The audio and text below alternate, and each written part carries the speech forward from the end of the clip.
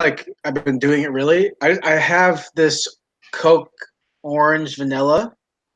Dude, I tried that one. Do you like that? I feel like if it was just orange Coke, I'd be fine with it. That's what I Or would just vanilla Coke. Yeah. Like the combo to me it tastes like those chocolate oranges you get from like grocery store. I can see that. I think they're trying to go for like a creamsicle type of flavor, but I don't know. It just feels. It tastes weird. I agree. Yeah, if it was like orange or if it was just like, I mean, I like vanilla Coke, so Yeah, vanilla Coke's fine. I've never had.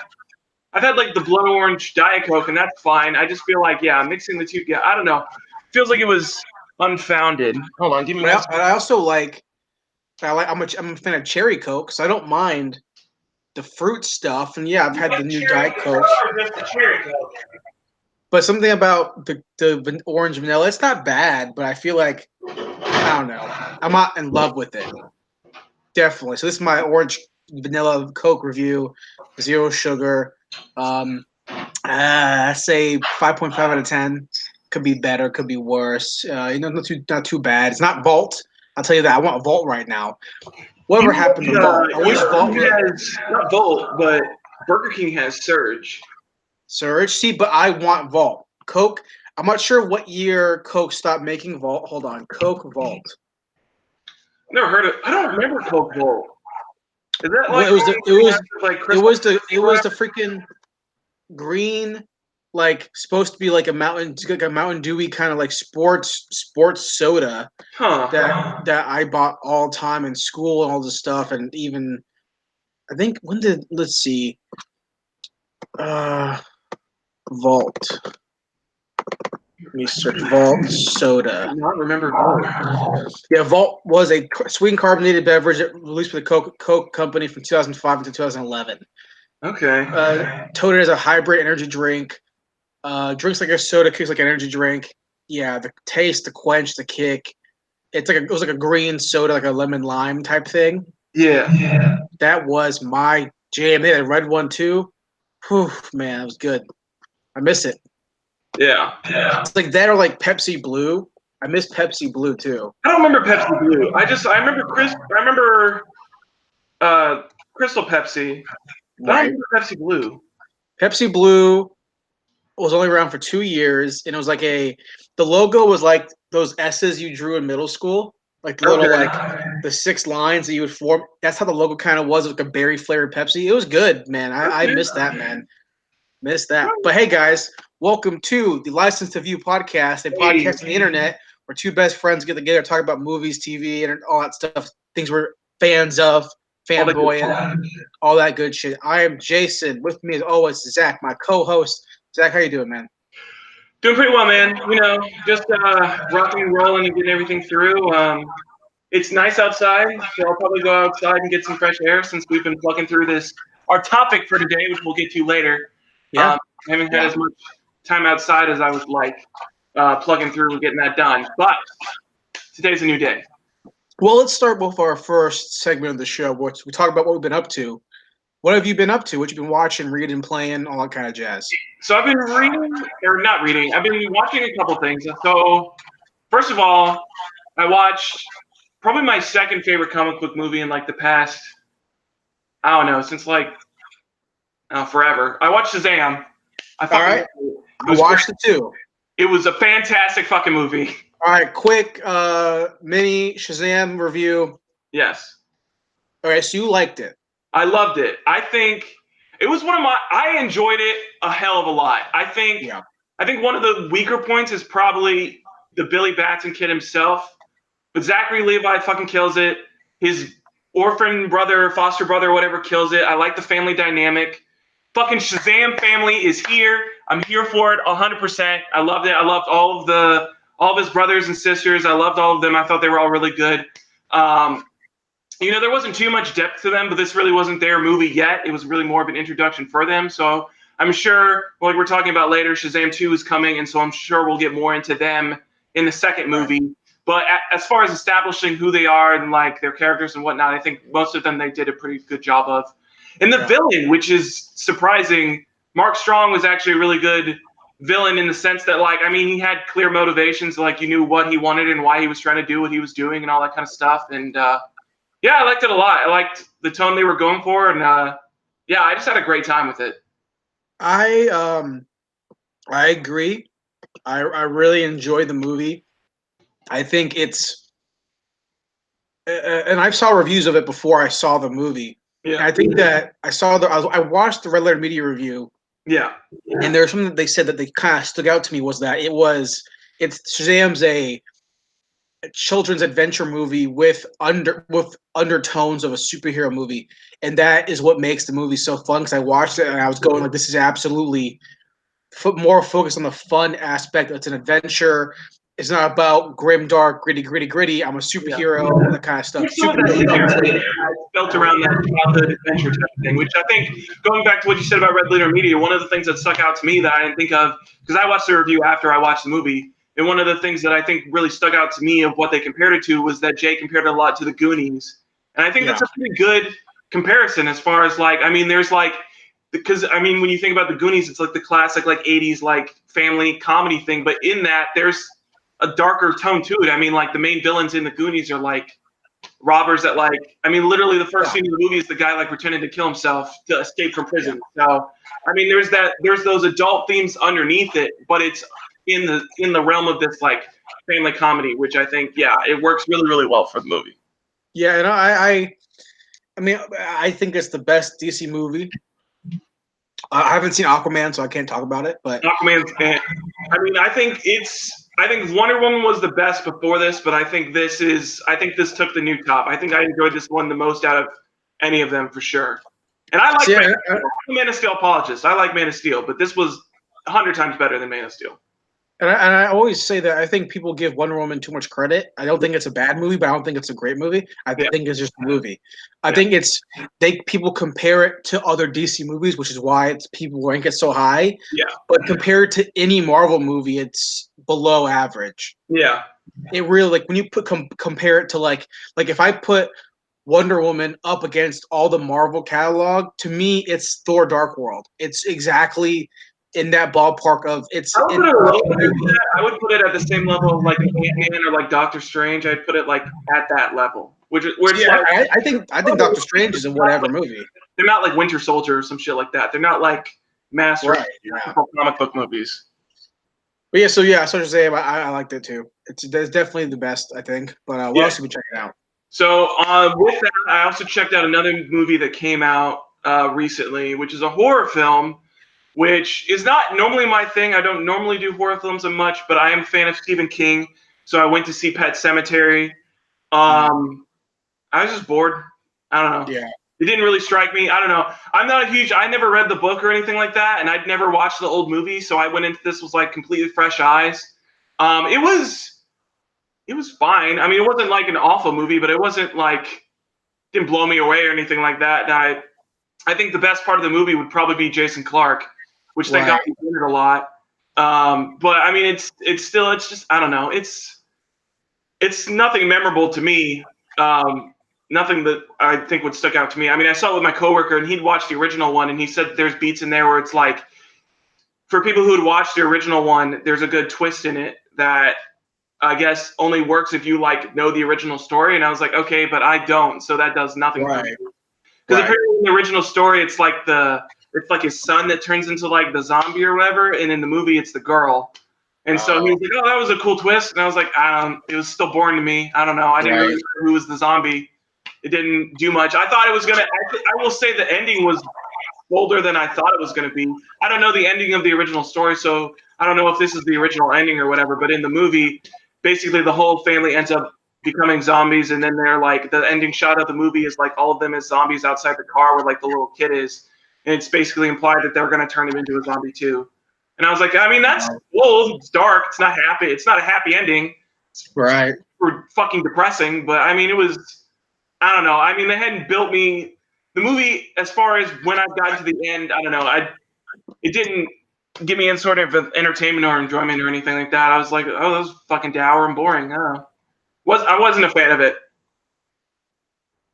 I am so ready for no more Stephen King adaptations. Oh, that's not going to happen anytime soon. You got It Chapter 2. We've got that Dark Tower series that's coming out. We got. Oh, hold on, real quick. Why do they spell cemetery different? I don't know. I think it's because it's implied that like kids wrote it, and so kids misspelled it. But people have just been using it forever, and so it's just like a thing that like everybody knows it's spelled differently, but they just go with it. I guess I don't know. Whatever. And they address it in the thing because in the movie there's like a sign that says S, and oh fuck, what's his name? Oh, the main old guy, he's the old comedian actor. Oh god, what's his name? Bob Odenkirk. No, but I'll look his name up. But basically, it's implied that like when he catches like the daughter in the cemetery, he says that it's a pet cemetery or whatever, and she's like they spelled it wrong. And he said some line that's like so forgettable I don't even remember it. But I mean they address it, but it does make it John Lithgow. Oh, John Lithgow. Okay, right. But I don't know. It was forgettable movie. I don't think I would remember it in like 3 months. Okay. Well, I mean, I had no desire to see it anyways. It looked kind of dumb, but I mean, I don't, and I know you're not a big fan of horror anyways, so I don't. Yeah, exactly. Yeah, so I mean, it doesn't. I don't know. As far as like horror, I mean, Stephen King is like the only kind of horror that like kind of drives me because it's not. It's more like supernatural stuff and not like jump scare ghost shit. It's more like thriller, voodoo, wizardry stuff, which is stuff that I'm into. So as far as that stuff goes, it's usually what kind of drags me to the theater more often than that. But even this didn't do it for me. Okay. Anything else we check it out? There's one last thing. Okay. This movie, I've been hyped to see it since I'd heard that it was coming out about a couple months ago. I saw the original trailer, and I finally got a chance to watch it because I watched Triple Threat. Right. This movie is fucking bonkers. I love it. It was great. It was a great movie. I liked it a lot. I think as far as like, I mean, it's a B-level action movie for sure. But I mean, the cast is fucking killer. You got Scott Adkins, you got Michael J. White, Tony Jaa, Tiger Chen, and you got Iko Uwais. Of all of them, Tiger Chen's the one I've seen the least of. I haven't seen any of his movies. Like I know he's in like Man of Tai Chi and stuff like that, but I didn't know much about him. But like in this movie, I was like, fuck, I like want to go watch more of his movies because like he's awesome. Right. And I mean, I've seen Tony Jaa stuff. I've seen The Protector. I've seen Ong Bak, and then I'm a big fan of Iko Uwais, so I've seen all his stuff. And then Scott Adkins, Michael J. White are killer. I mean, the story's like it's like all these B-level action movies. Like the story's there, but I mean, most of it's for the action. And to see like all five of these guys like on the screen and like duking it out and like it was great. I loved every second of it. And there's a good little like, I mean, it's not like bare bones plot. There's like some cool little like twists and turns. And I mean, it basically is just a cat and mouse game. But I mean, action movies that works really well for what they're trying to do. So. Yeah, no, I enjoyed it a lot. I definitely recommend seeing it if you haven't yet, because it's good. Cool. Well, my list is very short. It's only two things, and since we talked about Shazam, it's only one thing. So I spent the last like week and a half just binging Supernatural. Oh, okay. That's it. Because I've seen the first 7 or 8 seasons like 3 or 4 times. I've seen the first 4 episodes. Because my ex liked Supernatural a lot, and I started watching it with her, but then we only watched like 4 episodes, and then we moved on. And I was like, okay, I guess we're never going back. Well, it's like I started Lost with her too. We watched 1 episode, and I was like, all right, I guess we're moving on because I watched Supernatural for the first 4 or 5 seasons when they were coming out. Mm-hmm. And I really, really liked, especially the first 3 seasons. I really, really liked them, and I've seen those. Shit, right? What's up? It's like 14 season or something like that. Yeah, there's 15's coming out. It's the last season apparently. Okay. But no, I've seen the first 3 specifically, probably 4 or 5 times each, all the way through the season. So I remember I booted up Netflix and I went to Supernatural because they have all of it except for the most recent season. Mm-hmm. And I go to the tab and I hit episode 1. I go up, I know it's by heart. Next episode, up, no by heart. So I had to skim through to find ones that I don't really remember. Yeah. Because I remember most of them. So now on season 9, I think. Damn. Again, the first 7, I was able to skim a ton because I remembered all the episodes. Right. So I got the 9, and it is such a whatever show. Like it really is a whatever show. And it's not a bad thing. Yeah. It's a whatever show, and that's not saying that people who like it don't have taste because I enjoy it for what it is, but I'm not under any impression that it's breaking the fucking the spectrum of amazing TV. It's a serial soap opera show where fucking every season, Sam's in hell, Dean's in hell. How'd they get out? Oh, Angel's back. Oh, the demon's back. It's the same fucking shit. They never win. They just find some new bullshit to add into it, and next thing you know, they have to find some magic. And the fights are terrible. The show is talking, and the fights literally have some big standoff, a big fight with preparing for this fight for the whole season, and then it happens, and it's like. And they get pushed to a wall, some magic powers, and they come back and they do some bullshit stab from behind. It's so bland. It's so boring. But that being said, it's very addicting. That's all it is. It's like me watching Buffy. It's the same thing with Buffy. Is it addicting? I'm guessing it's addicting for the same reason that like I would consider Buffy addicting is just because of Sam and Dean and those characters. It very much is. It's very much because it's Monster of the Week with the combo of a through line big bad at the end. It's Buffy. It's Buffy the Vampire Slayer. It's Angel. I would say more Buffy, even though they're two different shows completely. But it's very much a Buffy type of show. And obviously everyone loves Supernatural. It's fucking popular as Buffy, fuck. Angel, all that shit. Obviously, me talking about Supernatural isn't a big deal because it's. Oh no! Since I was fucking 12. Right. I'm 26. What's that? 11? No, what the fuck's that math? What is that math? 15 seasons. 11. Yeah. 26. Has it really been that fucking long? 11. If they come out one season every year, yeah, you're 11. Because the only reason why I even started watching the show, hold on, maybe. The only reason why I started watching the show is because when it first came out was because of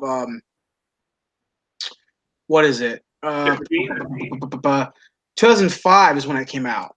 So I was not 11. I was like 13. Okay. Yeah. What? How's that work? I'm trying to do that math. Because my first year of high school was 2006. 14. You were 12. My first year of high school was 2007. Right. So I had to be 12. I don't know what. I guess that makes sense. 12, I guess. But the only reason why I even started watching the show in the first place is because of one of the guys in it. I think the guy who plays Dean was in Smallville. Okay. For a season, and then he died in that show, and then the next thing he did was this. So that's the only reason why I even started to watch it. I loved Smallville as a kid. Right.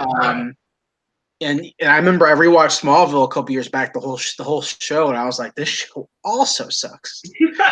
But speaking of Smallville, real quick before we move into the news, fucking the girl who plays Chloe in Smallville is totally like felony charged for fucking sex. Oh, dude, she's like a cultist, man.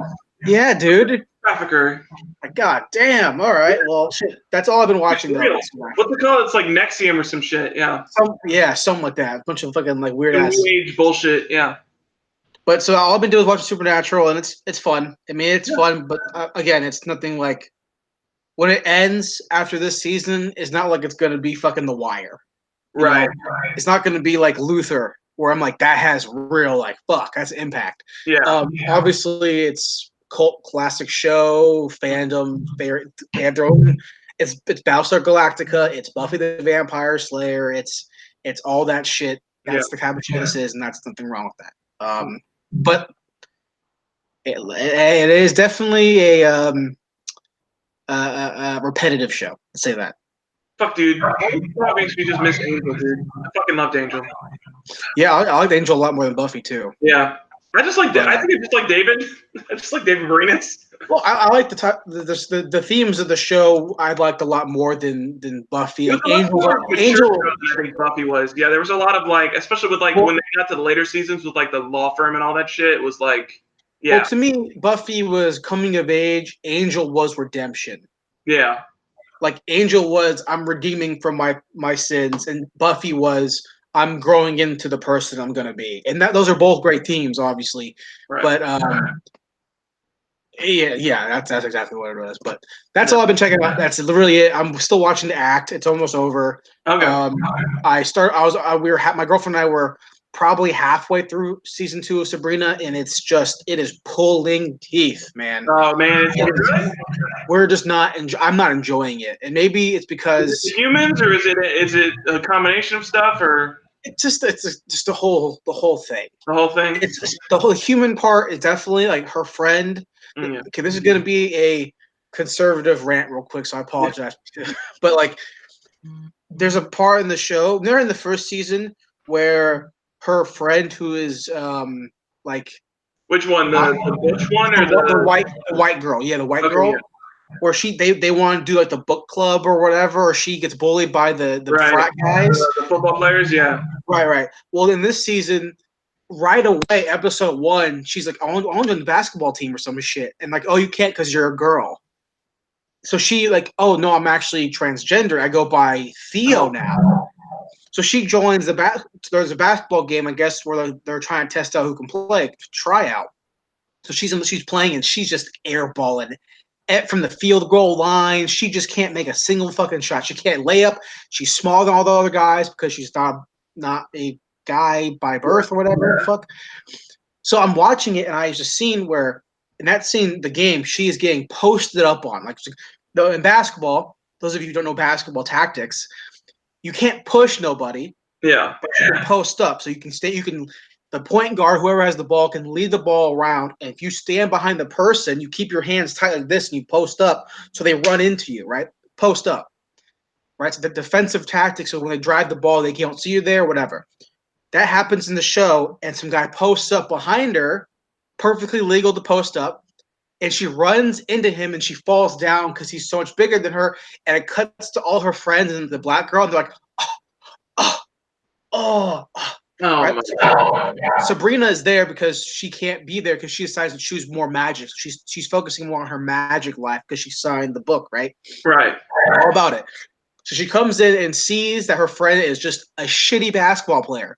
So what does she do? But Sabrina style, she does some magic to make her friend good at basketball. She fucking Teen Wolf, sir? She makes her friend good at basketball. She starts making all the balls land the thing, and she starts scoring all these threes and these field goals and all this bullshit. She didn't dunk though, surprisingly. I'm surprised she didn't airbutt it. Yeah. But so I'm laughing so hard. My girlfriend's like, "Why is that funny?" I go, "Because it's showing you that she can't beat them on natural talent. Yeah, she has to have magic. You can't. If you want to talk about women playing basketball with the boys, I'm all about it. But she can't play because her friend has to help her. Yeah. That's against the whole idea of being equal, is that she's supposed to play quality of basketball skills, but she can't. Her magic friend has to help her. Also, if she sucks at that much of basketball, her coach must be fucking awful because her coach didn't want her on the team, right? The coach didn't want her because the coach is the evil basketball coach. Yeah. He's like, no girls on my team. It was the same. So after I saw Captain Marvel, I was talking to my girlfriend who is a feminist person, women's general studies major, right? So we're talking about Captain Marvel, and I was explaining to her why I really enjoyed Wonder Woman more than Captain Marvel, and I was explaining why. Because Captain Marvel, nothing about Carol Danvers innately that she had to work for made her the most powerful Avenger. Yeah. She got next to an engine. The engine exploded and she absorbed the powers. And now she's the strongest Avenger and she's going to kill Thanos. Diana is every other Amazon. Yeah. She's having to train the hardest and happens to have items gifted to her that help her make her strong. But other than that, she can still fight without the gauntlets and the whip and the sword and still be a very powerful person. So she trained to become powerful because the rest of the Amazons her aunt can kick her ass. That's the whole point of the story. Yeah. Her aunt's stronger than her.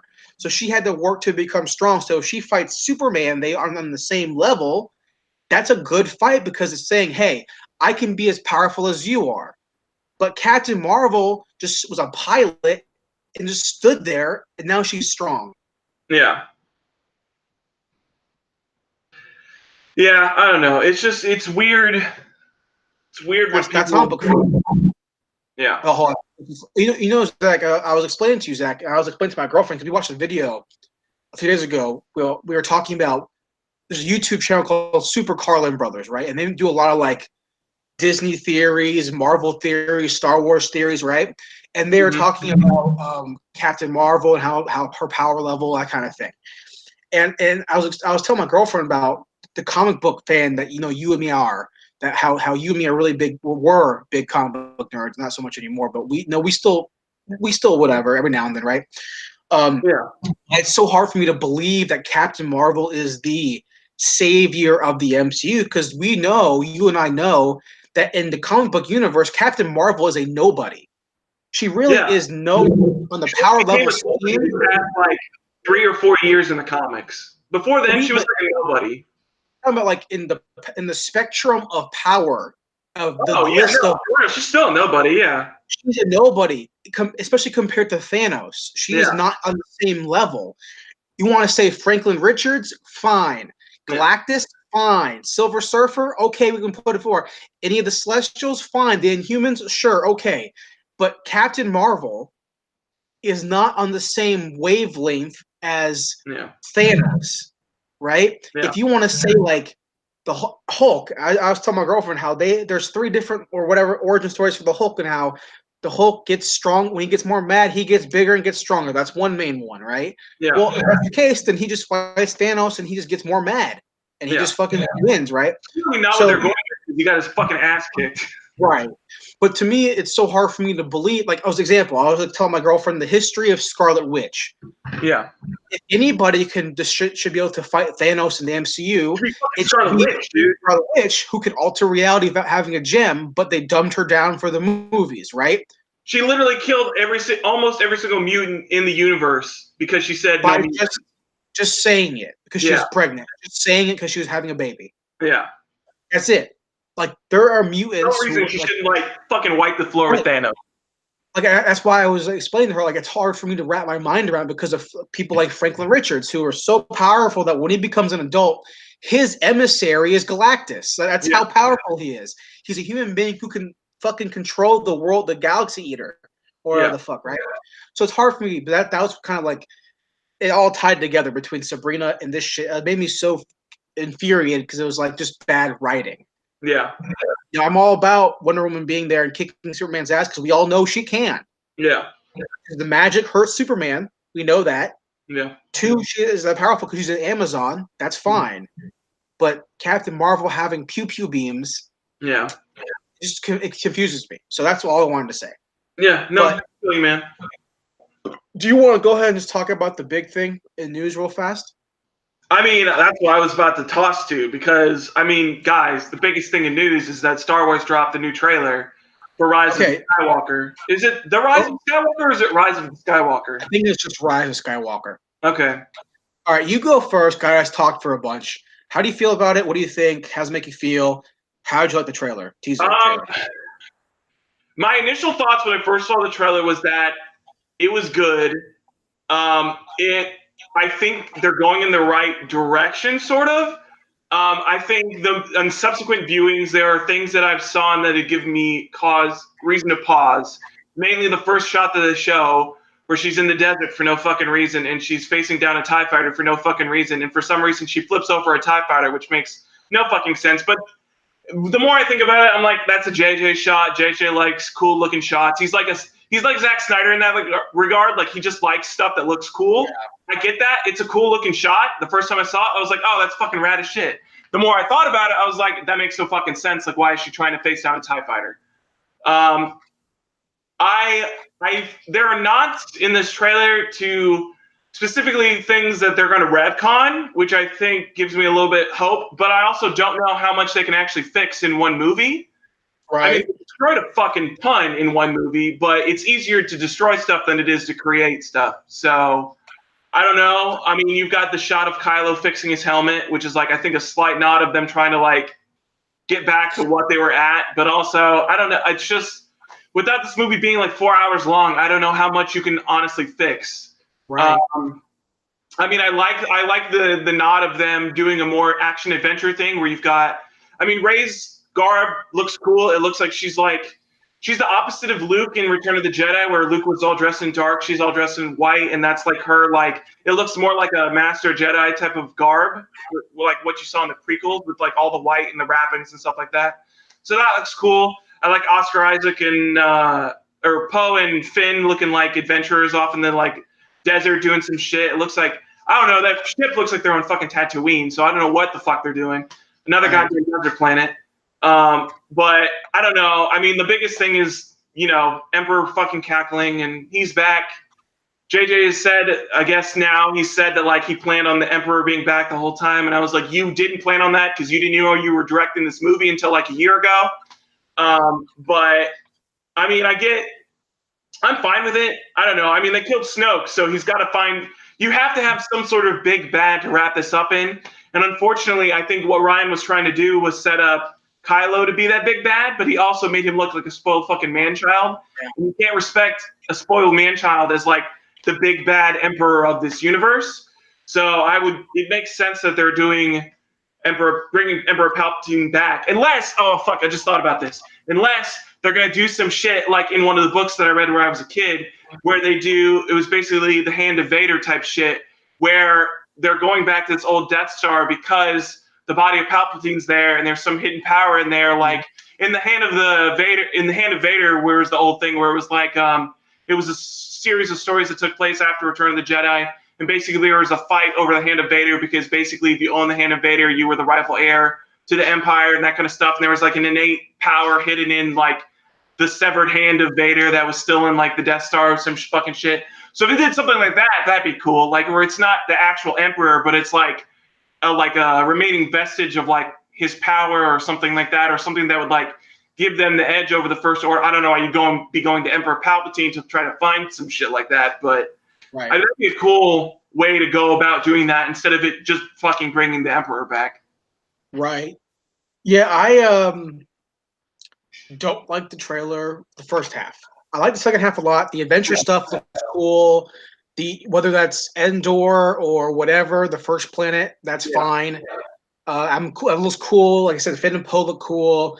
To me, Rey is just the biggest waste of time character. Well, she's the most boring character. She was good because I didn't talk about this recently, but I did rewatch The Force Awakens recently, and I do like her character a lot in that movie.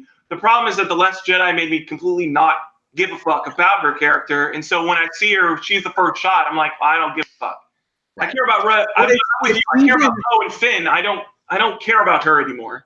Which it's sucks. Even if Jedi, I should care about her a lot, but I just don't.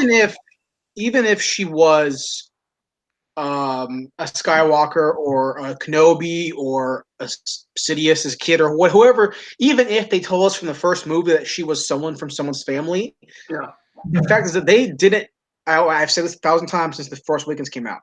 There is no progression of her character that makes her worth watching, right? I always reference Luke, right? Luke has an arc. Luke in Episode 4 is untrained. They say he's untrained. He has to learn how to wield the lightsaber, how to block blaster bolts. He's sitting there training on the Millennium Falcon. The only thing he's decent at is flying a ship because he was training to go to the academy. That's the whole point. He even says all the time, I want to go, one more season, Luke, one more season. But I want to go. All my friends have left to go join the Empire. Yeah. I want to go, be a pilot. So that's what he's been doing, is training, right? So he can, in the Episode 4, he uses the lightsaber only on the fucking Millennium Falcon.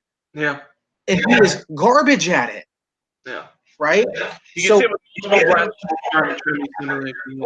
now we get Rey in TFA, and she can wield the lightsaber, pilot the Millennium Falcon, use the blaster cannon on the ship that she's never flown before. Yeah. Navigate through hyperspace when she's never left Jakku. So why do I care about this superhuman character? Now we see her fight a Sith. Even though he's injured, fine. He should still be able to force choke her and kill her. Yeah. The Force is strong with her. The Force is strong with Anakin. Anakin couldn't just kill Sidious. Yeah. Anakin couldn't just kill Mace Windu. He was trained for 10 years to be the guy. He is the one to bring balance. And it took him all his energy. He couldn't even beat Ben. on Mustafar, right? But he was the most powerful. They say he's the most powerful one in the Force, right? Unless that's been retcon, which I don't think it has. He was the one. He was the one. They even say him dying still brought balance to the Force. He was the beginning and the end. Yeah. He couldn't beat Obi-Wan on Mustafar because Ben was a better swordsman. Yeah. And a smarter tactician. So how all of a sudden can Rey fight Kylo Ren, trained by the greatest swordsman in the universe? If you listen to the, if you go by the extended universe, which I still reference, where Jaina and Jason and Anakin are all Anakin and Ben and Luke's wife, all of them say that Luke Skywalker has become, and he is, the deadliest, most efficient swordsman in the galaxy because he is the fucking Jedi Council master. And that's still, in my mind, that's still the best version that this should have went was Luke restarts the order, whatever. That's a whole different time. Right? So you watch this trailer, and she's running with a lightsaber, which we still don't know how she got, by the way. Yeah, because she lost that shit. Well, not even that. Luke lost that shit. The what? Luke lost that shit. How did she get it back? How did Maskanata get it back? Maskanata, just had it in a fucking chest in the middle of nowhere. So, again, they have all these questions to me that they started in TFA, and they have no fucking clue how to wrap it up because there's going to be, where's Knights of Ren at? What is the Knights of Ren? Dude, where are they at? Always the thing that I goes back to is that was such a cool thing. He had all these fucking knights that were going to be like his Sith guard. We have not seen fucking shit from them, and I want them so bad. So you have Knights of Ren. Where did they get Rey's saber from? Which is Anakin's saber. Where'd they get it from? Yeah. Right? How did Maz get it from Cloud City? Yeah. You have Luke becoming a pussy bitch and dies for no reason. For literally no reason. Just dies. No reason. No reason. Force power or some shit? I don't know. It makes no sense. He wasn't hurt or dying. He was literally every day he was pole vaulting over a cavern quarry every single day to milk shit. Yeah. So all of a sudden he uses too much force power and dies. Yeah. But Yoda, who is 900 years old, can lift up an X-wing out of the water with one hand. Yeah. And still be fine. Yeah. The only reason Yoda dies is because Yoda's mission was complete to train the next Jedi. That's why he died. No. Right? So, okay, hold on. So you have those three things. Yeah. You have Rey being Mary Sue as fuck. Yeah. You have Kylo Ren, who's just a useless character. He was interesting in the first movie, and now he's just useless. You have Snoke, Grand Emperor Snoke or whatever, Supreme Emperor, who dies with no effort, no fighting, no electricity, just sits there and talks, and they have to cut in half or whatever the fuck. So, no hint in TFA of the Emperor, of the first Death Star. We get a big Death Star, and now we have the small Death Star again. Yeah. So they destroy the whole New Republic, and not one person says a single damn thing. You have Leia fly from space back into a ship and then survives, but Luke can't do a force projection across the universe, and he dies from it. So this is the more, I will say this right now, more than the goddamn prequel trilogy. This trilogy is the worst. It's the fucking worst. And this is not even over yet. It's so bad. Yeah. Look, pod racing's dumb in theory, right? You want to have pod racing be part of the universe? Fine. Show it for that long? Bad choice, George. Yeah. Right? Midichlorians, kind of dumb. Leave it a mystery, right? Jar Jar, don't make it funny. You don't need Jar Jar. Talking about taxes and shit, kind of boring. Yeah. But Jedi Council, perfect. The history of Jedi is there, and they expands on that. That's beautiful. Obi-Wan, fantastic. Even if you don't like Anakin being a little bratty boy, that's fine because it shows you progression. You have a beginning, middle, and end. Yeah. Right? So there's story there. Poe is wasted time. Finn was the best thing they got, and they didn't even use him in Last Jedi. No.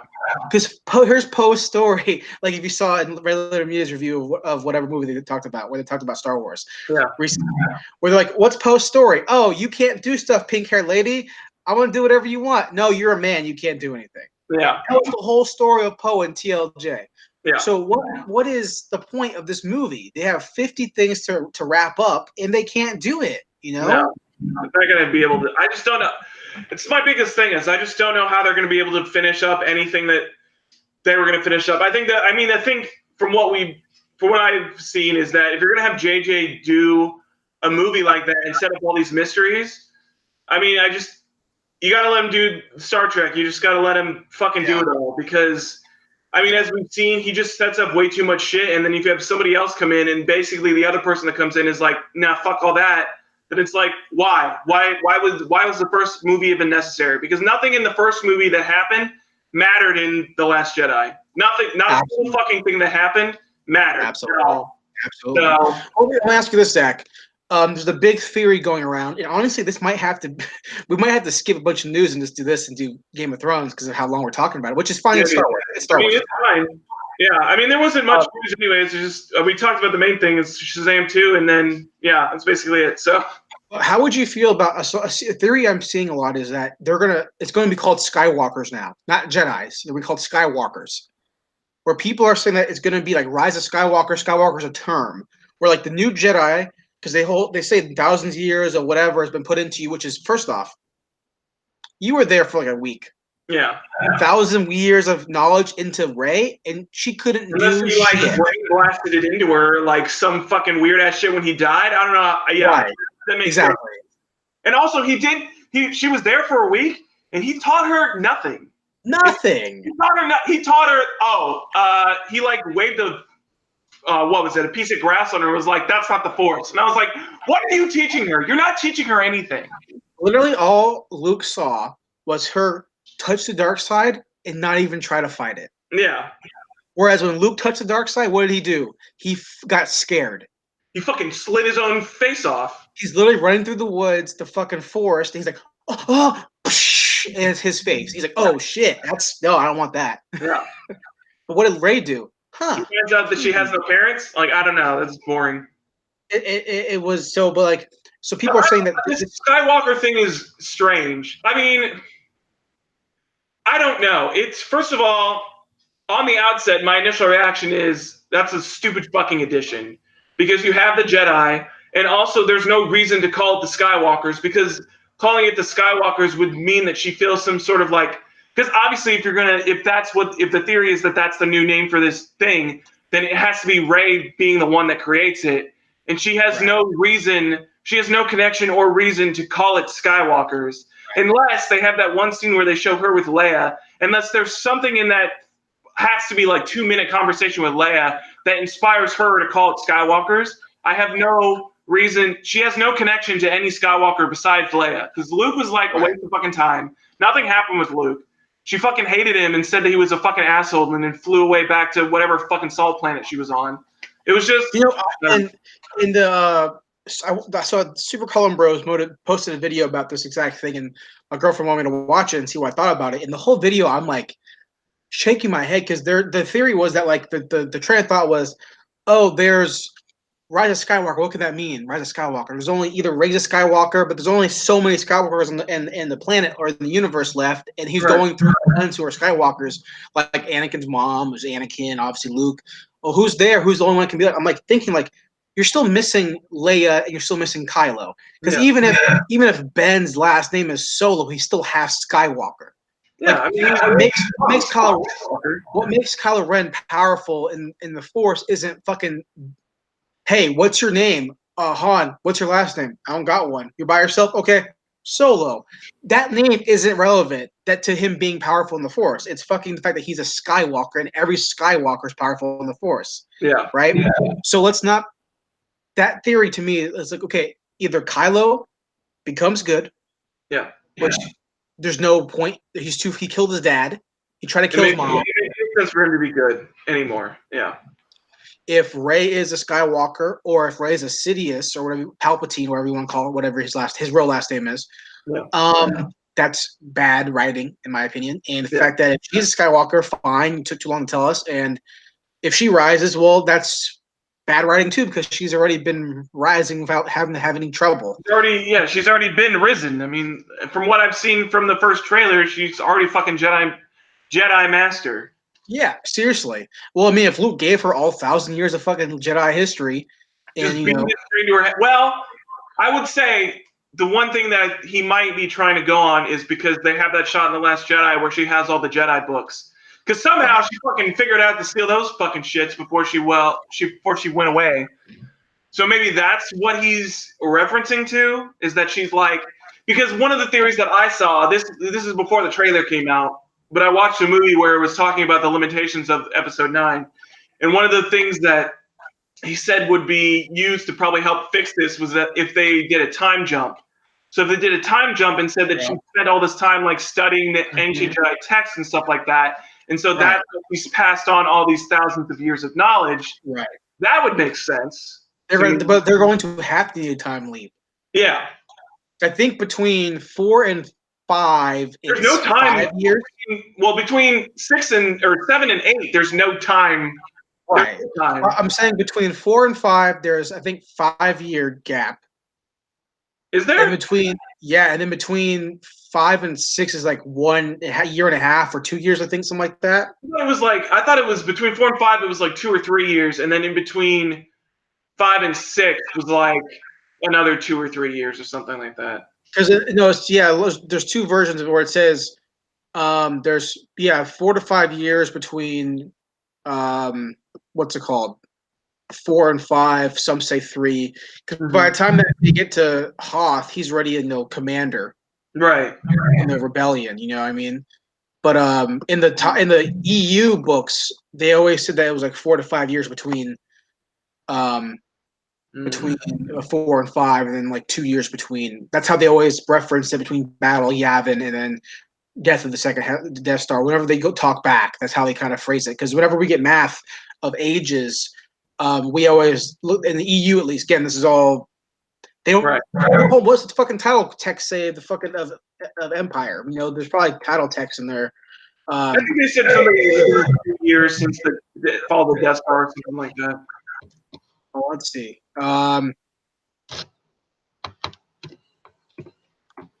Either way, there is. So a couple places say 3 years. So let's say there's 3 to 5 years gap, because I've seen 5 years before. So 3 to 5 years between New Hope and Empire, and there's at least a year between Empire and Return. So there's time. So when you see Luke in Return and he's wearing the black garb and he's building his lightsaber in the deleted scene, we understand why, because he's been training with Yoda.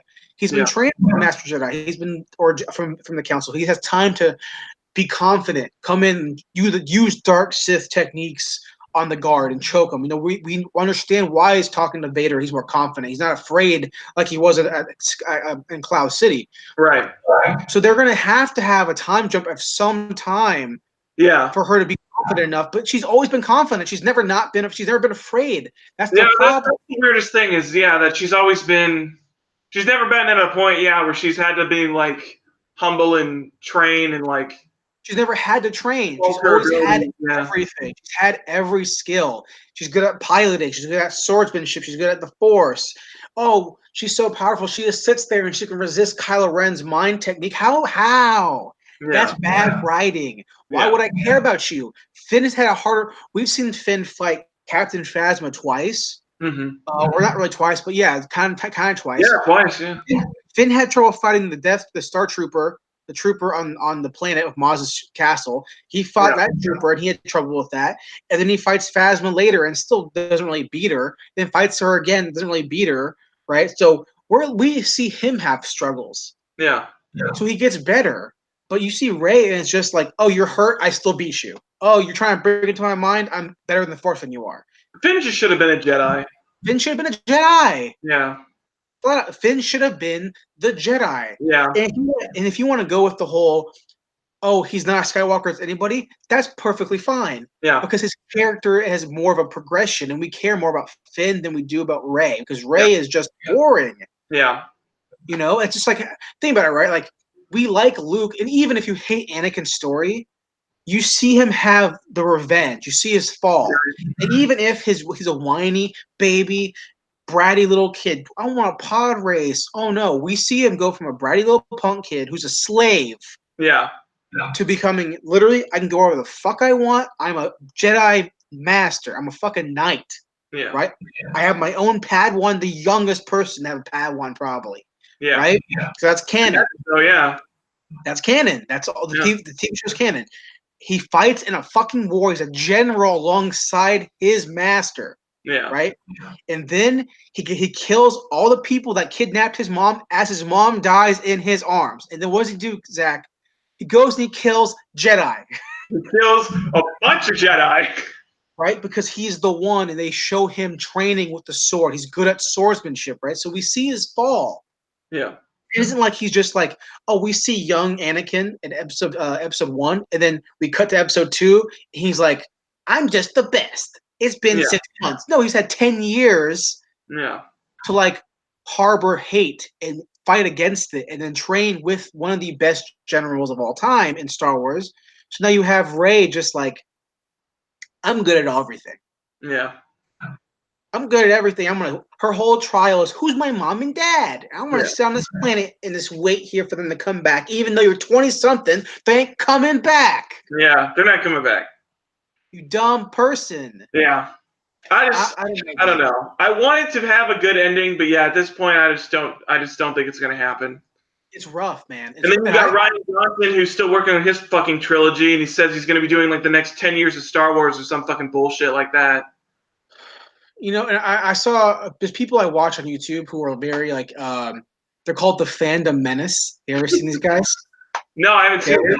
So a lot of the people on YouTube who are like the Quartering or Geeks and Gamers, this guy and that Star Wars girl, there's these people who really rally against this like agenda, this like feminist agenda pushing Star Wars, and just to make it diverse for the sake of that, or these bad writing, or Kathleen Kennedy. I'm not trying to get into a political thing, but like they call them, they're called the Fandom Menace because they just harp on this bad writing, and and they even posted. I saw after Celebration this past week, one of the guys even said, "Yo, the Mandalorian looks cool." Dude, that's what I was going to talk about. I was so out of Star Wars, but I want to play the game. Fallen Order looks kind of cool. And you get to play as a Jedi, which is dope, and it's not some fucking multiplayer bullshit where I have to pay a fucking bunch of money. So that was dope. And then fucking Mandalorian, everything that I've seen about that, I'm actually kind of excited for it. It looks cool. I'm fine with that. I didn't think I was going to like it because he's basically trying to make this guy Boba Fett, and I don't give a fuck about Boba Fett. But he's like a bounty hunter shit, and you got fucking Carl Weathers doing some fucking badass shit, and you got Werner Herzog being some fucking Empire dude, and it just looks cool. I'm down for it. I tell you what, man. You know, as someone who really, really loves the EU, and all those books, Boba Fett's a big deal, man. In the expanded universe, he's a fucking bad. Because they explain they haven't really done anything with Mandalorians in the new universe at all. They tried to. Done with it, yeah. Well, they have a Mandalorian character in what's it called, Rebels. But they didn't really kind of do much with her. They gave her some like dark sword or some shit, and that's kind of like a thing. The black saber shit from like what the fuck that is. But so like in the EU, they explain that the Mandalorians have fought Jedis for centuries. They were like almost like the natural hunters of Jedi. So like when Jaina Solo is trying to come learn a skill, how to kill her twin brother, Darth Caedus. Right? She goes to a Mandalorian. She goes to Boba Fett and says, hey, you guys have the techniques that are used, and you're not Force users, you have the techniques to kill Jedi. Teach me those skills, please. So there's a huge lore between Mandalorians that are like, hey, we're not just some bounty hunters. We literally are mercenaries. We have a planet. We've become warriors for hire, sure, but we are some of the most badass people in the history of the galaxy, and whatever. And we can destroy Jedis, and we have done it for years. Right, without having no Force powers. So, depending on how they want to go with it, if they were smart, they would start reaching into that bag of EU stuff. That's what I like. Well, it's the stuff that I like that's outside of the main trilogy. Because if you look at like Rebels and you look at like Clone Wars and you look at the Mandalorian and stuff like that.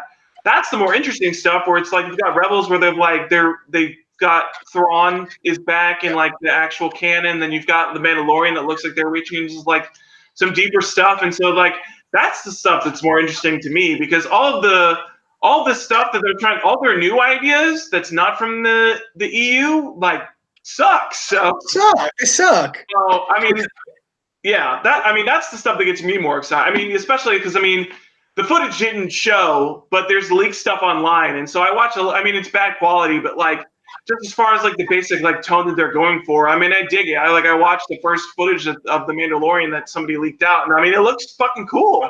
He looks cool. I like that Carl Weathers is like some like bounty hunter, like go-between guy. That looks fucking dope. And then I'm excited for it. It actually makes me want to watch something Star Wars, which is I didn't think I'd be saying anytime soon. Oh man, I tell you what, man, that's kind of where I'm at now. But let's go ahead and call it there. Yeah. Do you want to go ahead and hit Game of Thrones season 1? Let's do it. Let's hit Game of Thrones. Oh, well, our main review of the show is going to be Game of Thrones season 1. Obviously, yes. The last season premiered recently. Yes, it did. Have you seen season 1 before or no? I have never watched Game of Thrones until we started watching it. Okay, perfect. So yeah. I've seen the first 3 seasons before. Yeah. I've seen season 1 now probably 4 times. Okay. How have you felt by watching it? How did you enjoy it? What did you like? What did you dislike? What do you think is going to happen? All this stuff, because there's obviously a lot of shit in the show. Where do you think and where are you at with it after season 1 for the first time ever? So one of the things, before we get to that, we talked a little about it last week, or the last episode when we were talking about getting Game of Thrones, and something that stuck out to me that I've been thinking about through my whole run through is that you talked about your dad watching it, about how your dad had like dropped it after 3 seasons because he said it wasn't honest about what it was and what is yourself to be. And I don't necessarily know how I feel about that because I mean, if you watch, especially the first episode, I mean, you've got the Dragon Age that are introduced there. White Walkers are introduced in literally like the first 5 minutes of the show. I think the biggest thing is that, especially in season 1, I've heard it laxes off in later seasons, but I think one of the biggest things in season 1 is that it's basically like medieval House of Cards, which I think is what your dad was expecting from it. And I think the more that they've gotten into it, and especially now that apparently they're not in the books anymore in like the later seasons, it's much more just like fantasy Lord of the Rings type stuff, which I mean, I dig. So I'm excited to get there. I like it so far. I hate almost every single character except for the Starks. I like Robb and I like Jon Snow. Right. Daenerys. She's cool because she got dragons. I like Dragon Lady. I liked Ned until he got his head chopped off, and I was like, "Fuck, dude, it's like my favorite character, and he's fucking dead." Yeah. I like Arya. She's cool. I'm excited because I know I unfortunately I like spoiled myself a little bit. Unfortunately I couldn't stop my fingers from typing in certain names. Oh yeah. I fucking hate Joffrey, and I was like, when do I not have to see this fucker on my TV screen anymore? And I was like, season 4, fuck that. I don't know if I can make it that far. And then I saw Arya. Well, I knew I'd seen stuff. I never watched Game of Thrones, but I know that she like becomes like some sort of like weird ass assassin at some point. So that's cool.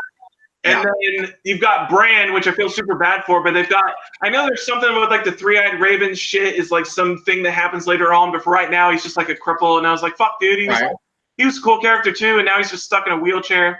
Yeah. I don't know. I don't mind it. I enjoy it quite a lot. I'm probably gonna keep on with it. I don't know if I'll be as stringent as I was this week of like watching it all. I basically watched it all in a week, which was a little bit much because I mean they're all like over hour-long episodes. Right. Yeah. But I enjoyed it quite a lot. I think this first season it dragged a little bit in the middle. It has the same problem I have with all TV shows like this, where I think they stretched out a little longer than they needed to, but they get a lot of the politicking in that area, which I think was something that, I think it's a thing that hooked a lot of people onto the show, so I get why they did it. But I think it's another thing where it's like you probably could have shaved out like 2 episodes and it probably would have still been fine. But I liked it for the most part. I'm sad that Jason Momoa died. That hurt my heart because I liked his character. He was cool. The Dothraki thing was interesting because they're like pillagers, but then he's like got a softer side with Daenerys and all that kind of shit. And so that was kind of cool. And to see him like kind of changing his herd. And then as soon as that change occurs, he gets fucking killed. And I was like, what? Blows. I was waiting to see the Dothraki become like a mix of like classic like Viking raider pillaging and like a more modern like sensibility with like Daenerys' kind of stuff. Because they already kind of had that with her, where she became like more Dothraki. So I was interested to see how they became more like her. I don't know if I mean, I don't really see that happening too much. I mean, she's got like a small little thing now, I guess, that she's become the Dragon Lady. I like her squire dude runs around Jorah or whatever. He's cool. Yeah. Jon Snow's a dude with his sword and his. I like all the wolves. They killed that fucking wolf in like the second episode, and I was like, "Fuck, dude, I like the wolves. Don't kill the wolves." Yeah, that's it for the most part. There's not as much reputation as I heard about the show about it being all sex all the time and like incest and stuff. There's only the one scene of incest. There's a lot of implied incest. Yeah. Talking about like the Targaryens and how they kept their bloodline pure, and like the Lannisters and how they keep their shit pure and all that stuff. So there's a lot of implied incest, and I'm guessing. My implication is that the reason that Tyrion's a dwarf is because of incest. Right. So there's like implications of it, but there's only the one explicit scene of it, and I thought there'd be more than that. So that was not as bad as I thought it would be. Right. See, like two dicks, and one was the guy who had to be drug around because he tried to assassinate Daenerys, and then the other was Hodor with his giant fucking dong, I guess. So that was weird. But I enjoy it. I don't think it's bad. I don't think there's nothing in this first season that would say, I'm bored, I'm not going to watch this. I think it was a very enjoyable first season. I'm interested to see when I get to the point where you normally stop. I'm interested to see if I get to the point where I also want to stop, or if I'll continue with it into the last season. A lot of people have, because season 8 premiered to like the highest numbers ever for like a TV season premiere or something like that. So I'm interested. I'm interested. They hooked me, so I knew they would as soon as I started. I just had never started. So right. So seeing it again. Yeah. It's good TV. It's good TV. I definitely understand my dad's complaint, because knowing later on from things that other seasons have, it's like way more magic. Like way more magic, right? Like, so like I thought, like I said last week or last episode we talked about it, where my dad's big gripe was he just come out with the magic, come out with the dragons, come out with elves, come out with all this shit. Don't make it low fantasy, which it kind of is. It's a very low fantasy show. This first season is a very low fantasy. Yeah, I mean the dragons aren't there. They don't hatch until the end of the season, and then the White Walkers are introduced, but there's not really anything that happens with them outside of the first episode and the last episode. There's not really anything that really happens. But even within, that's like, honestly, there's magic implied. Like there's the blood magic that brings Drago back, and so there's like, I don't know. I get where your dad's coming from, where I think there's a lot more of especially compared to like when the dragons are grown up, and then you've got I've seen the pictures of the Night King, and so that's high fantasy stuff, and so I get where he's coming from, where it's like, but even with the beginning of the show with the White Walkers, that could have just been a crazy guy. Like they could have, where they show you think to lead you on, saying it could be like in medieval times. There's a bunch of, this person is a sorcerer or a warlock. Are they really though? Yeah. Or they're just casting things at you, and you think because it happens that's actually, so it could have went either way. They could have made it just straight up low fantasy Conan the Barbarian without any magic. Yeah. Instead it became, like Conan, because even in Conan, like you don't really like the magic's there and shit. It's sort of sorcery. Like, there, Conan, but yeah, it's much more like it's much more rare for sure. It's rare. And then also, like when people are saying they're like a shaman or something, it's like, are you really though? Are you really? Or are you just saying that? Well, that was the interesting thing that I thought about, where they tackle especially in like the last 2 or 3 episodes, with all the stuff with Drago and when he gets injured, and they have the witch come up, and so you have the Dothraki come from the thing of like she's like implied like a witch, but in like a way that like, I don't know, it's like the supernatural sense where it's like, oh, of course he's like lowly, like raiders, uncivilized people like think that she's like an actual witch and stuff like that, but she doesn't perform like blood magic. So I mean, there is that kind of like, I don't know, there's like a give and take to it, but I can see the complaints for sure of them not like just straight up being like Lord of the Rings high fantasy straight. I think that I think if it was with me, like I would get kind of annoyed too, if I watched to where he's up to date. Obviously now he watched the premiere and everything. Oh, your dad? dad had stopped watching. He's still watching it. Okay. Yeah, he's because I mentioned in when we talked about it, he still watches it. He just gets like he just was like he's fine with it now because he's come to terms knowing that okay, this is the show. Yeah. He to him he just felt like okay, I was expecting to have a medieval. Yeah. You know, I'm expecting Spartacus, Rome. Like I'm not gonna watch Deadwood and expect it to be something else. You know, I'm expecting Deadwood because what they're giving me is out of the middle of her hut in Deadwood. Yeah. So I get it. Like there's dragons here. Okay, fine. There's some magic here and there. Is it real magic? I have no idea. They're not saying because it's medieval times. People just think that shit, right? Yeah. But towards later on, it starts being that's magic. That's like some high fantasy shit, right? Yeah. Actually, if we watch like, right, like if you when the Witcher comes out, they're gonna explain what the Witcher does. Yeah. How Witchers do their thing, right? How they're attack on monsters, yeah. They're mutated people, which why their hair turns white and their eyes change. They're given an ability of like low types of magic, that kind of shit to fight the monsters. So they're going to tell you that at the beginning. So if we see him shoot fire from his hands, it's not like, oh, that's weird. It's like, no, that's how that they give you that, right? Right. It's almost like there's a really funny story from Robert Kirkman, obviously the guy who did Walking Dead and Invincible, where apparently you can go and Google it, but he when he pitched Walking Dead to Image, they said no, we don't want a zombie story, we already have it. He goes, oh, okay, well it's a zombie story, but then by issue whatever, aliens come down and they attack the planet, and he's just lying to get the book published. Right. So it's really popular, and he tells the publishers, oh, by the way, there's no aliens, right? That's kind of how, even when I watch clips from Game of Thrones that I haven't seen yet, where like there's like some like really intense magic shit, I go, yeah, like I'm fine with it. It's fantasy. I'm cool. TV, I'm fine. It's kind of how I feel about with like spy shows where they use a MacGuffin of a computer or something, and they just like, and it's like, oh, I got it here. That's like to me how it's kind of like it's weird to me. It's not bad or good or anything. Just to me, like I get it. But I think it's a show that, having not seen the whole thing or been up to date with it, just seeing the first 3 or 4 seasons, I always forget which where I stopped at. It's not fun. It's not something that I watch and have a good time. Right. That sounds weird. There's a thing Rocco says in Mega 64 when they give him a hard time where he says he was talking about Fuller House and he said, I don't like this show, but I liked watching it. And people go, what the fuck? That means the same thing. No. I don't like Fuller House, but I enjoyed watching it. That's kind of how I feel about Game of Thrones. I don't like the show. Yeah. I liked watching it. If that makes sense. That makes sense. Because again, the characters to me don't get any better. And maybe they do.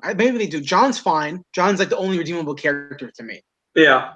John, I mean, as far as I'm watching, it's like him and Daenerys are the best characters to me. Everybody else kind of like, I mean, I like his brother Rob, but I also know that he dies. Yeah, he dies. My fingers wouldn't stop me from typing. I was like, oh, I like Rob. I was like, oh, I wonder what happens. I like Arya. Arya's a good character as well. Yeah, I like Arya. Right, I like Arya. Weird. I don't like. But that was the other thing where I was thinking about it because I started watching this and then I went into the movie theater and I saw a poster for X-Men Dark Phoenix. And I was like, how the fuck do people like this fucking actress? Because her character fucking sucks. At least in the first season, I fucking hate every scene with her. She's some whiny bitch who, oh, I love Joffrey. Joffrey's the best. You know he's a fucking cunt.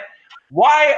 He killed your fucking dog. He's the reason your dog is dead. And you still want to like marry him and you're so quick to be like on his side. Although they show a little hint at the end of the season where she's clearly not in love with him anymore. And I was like, well, thank God. The fact that your father got beheaded and you're still not in love with him, I'm glad you have some semblance of a conscience. Well, I've seen clips of the last season and she's a lot better. From what I gather. She's regretful of decisions that she's made. Well, that's good. So but it's a show that like maybe it's also my buddy Colby. You know Colby. Yeah, I know Colby. He fucking loves this shit.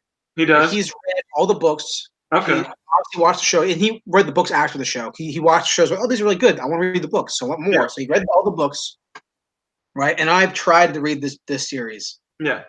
5-6 times. I open the book or on my phone, I flip, start page 1, and go, nope, and I hit back.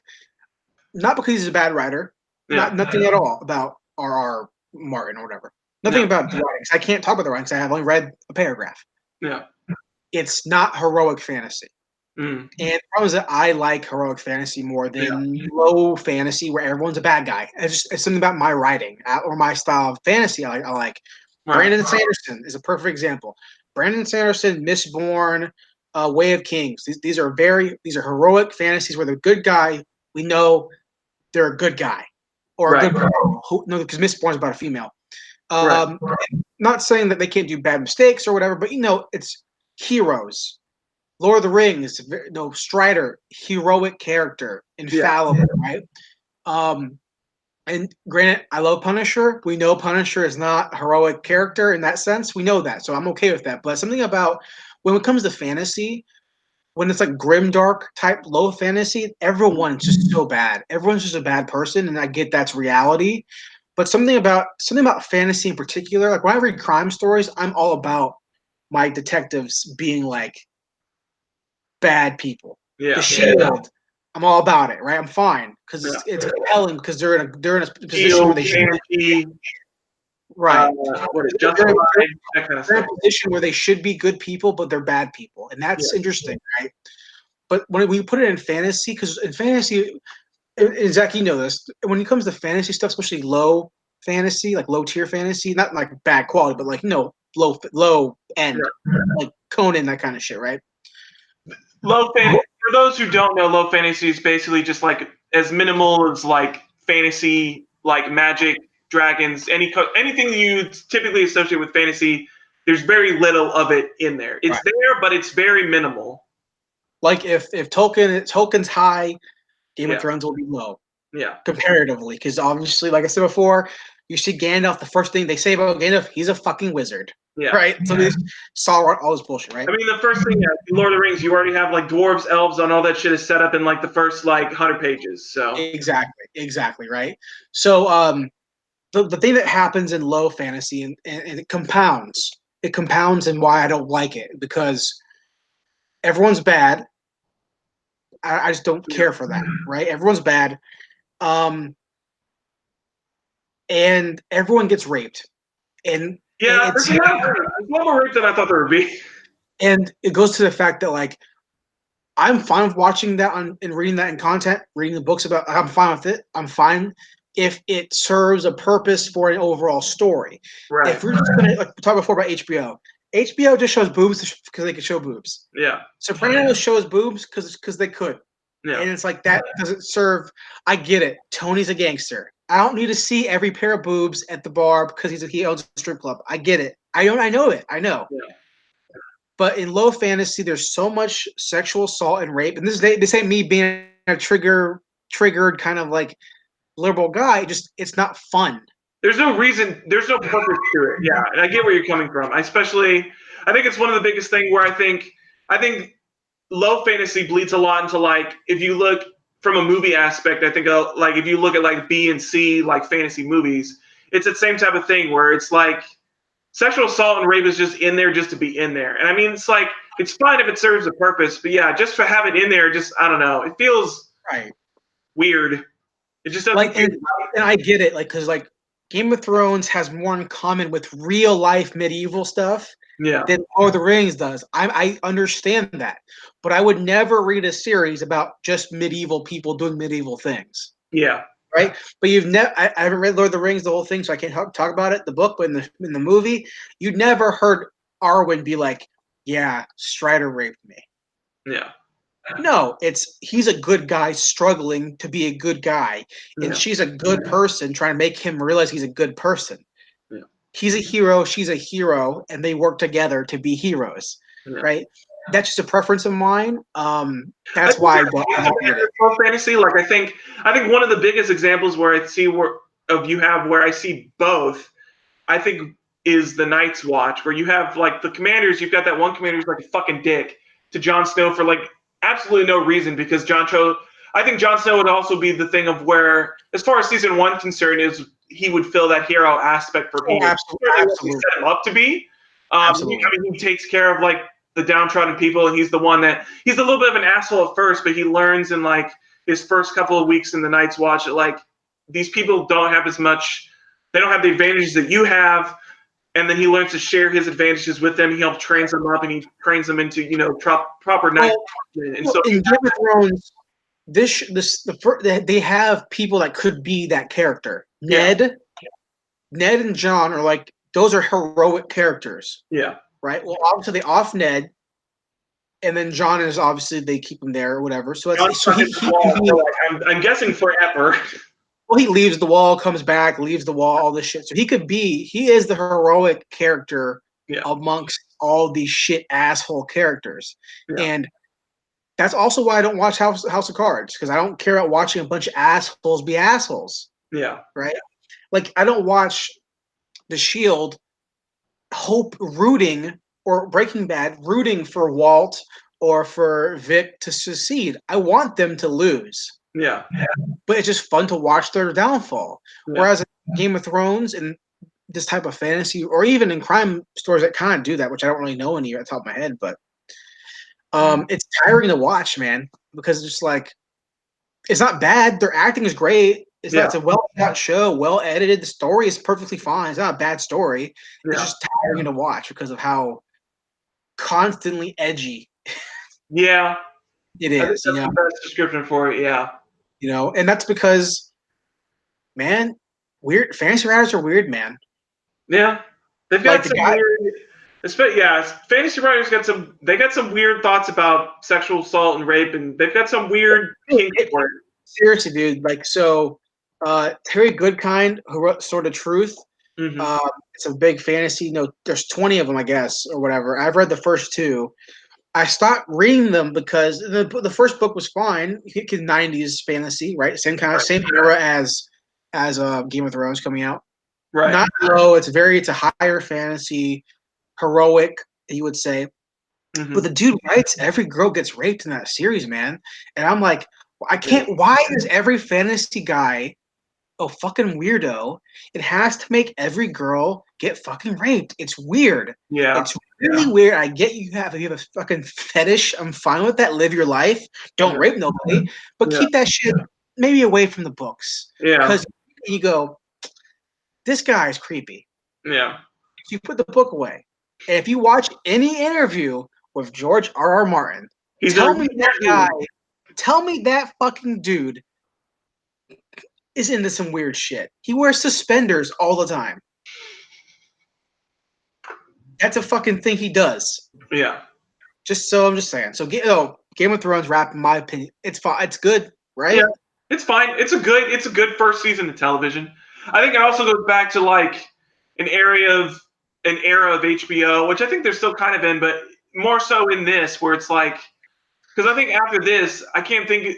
They hadn't really had a big show besides The Sopranos. I guess The Wire, would be the other one before Game of Thrones. Before Game of Thrones, it's Sopranos #1, 6 Feet Under, probably. As big as Sopranos, but True Detective, The Wire, obviously those are swapped in terms of when they come out, because it would be The Wire first. Yeah. Oz was big. Oh yeah, Oz was kind of big. Yeah. It was kind of more of a culty thing, but it was still really popular. Yeah. And that's kind of all they've really, in terms of like, that's everyone's watching that. The Wire, Sopranos, and Game of Thrones are like the 3 biggest things, and then True Detective season 1. Yeah.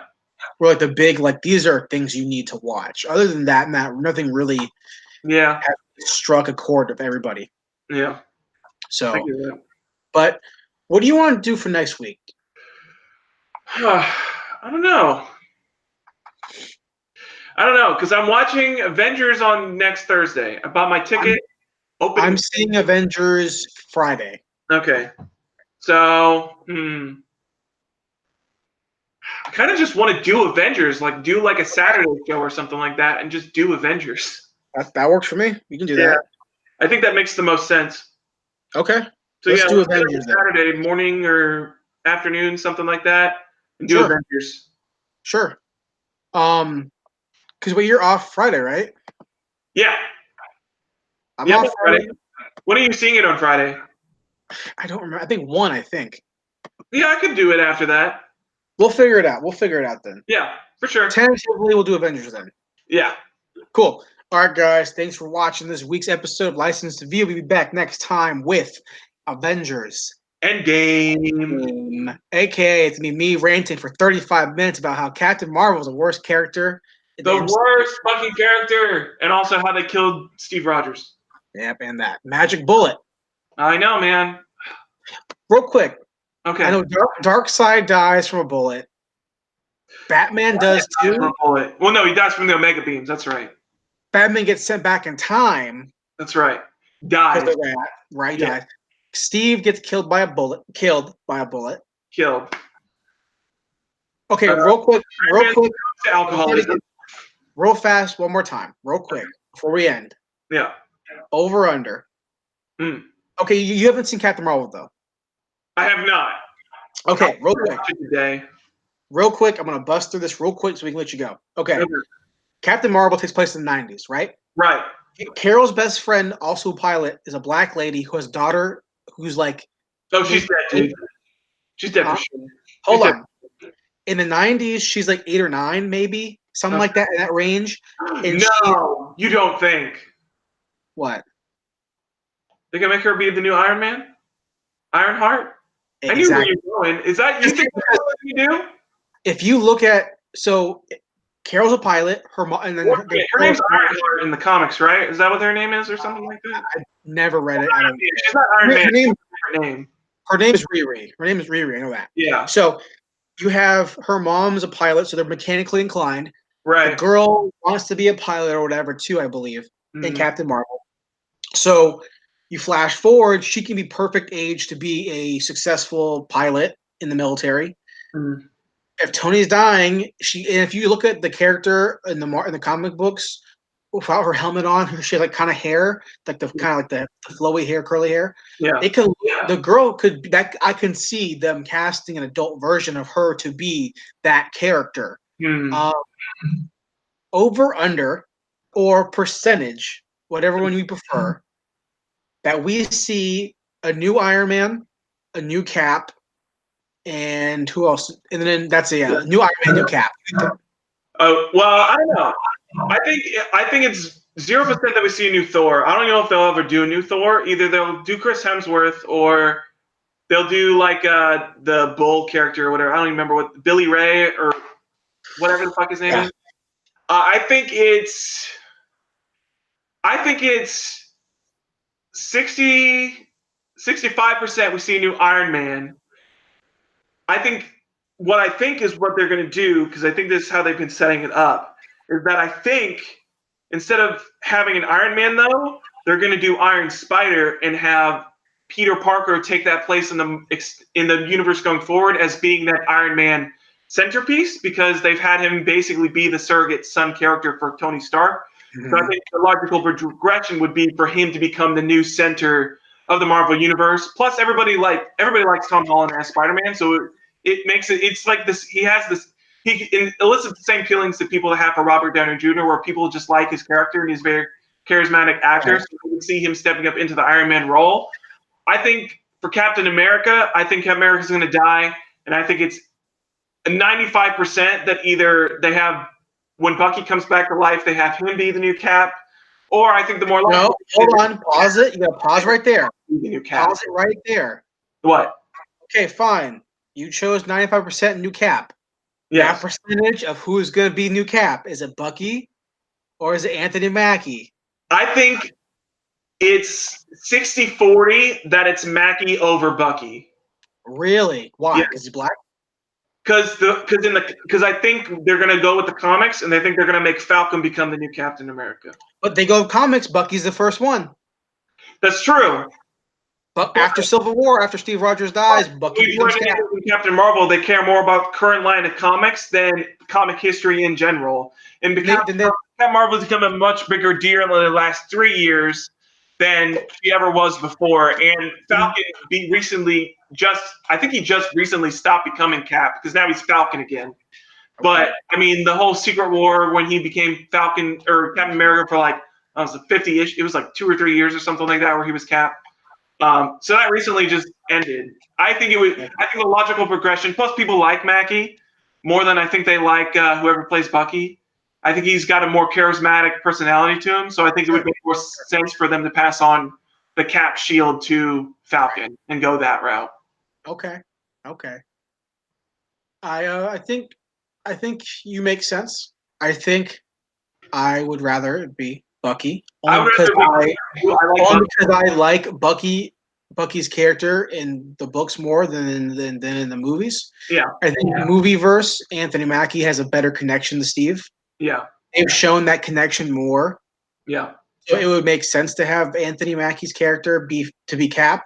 Yeah.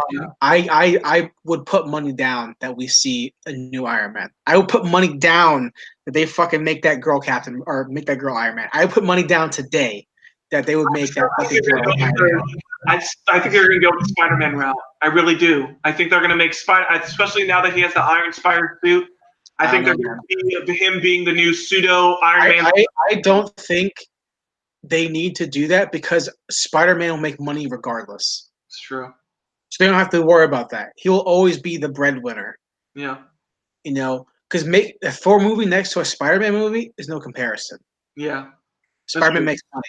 Don't matter. It could be literally the third Venom story. I hope they do more Thor because I've recently grown to like Thor a lot. I didn't like his first 2 movies, but I liked Ragnarok and I liked him in Infinity War, and I really just want to see more of Chris Hemsworth. It's because they changed his character to be funny.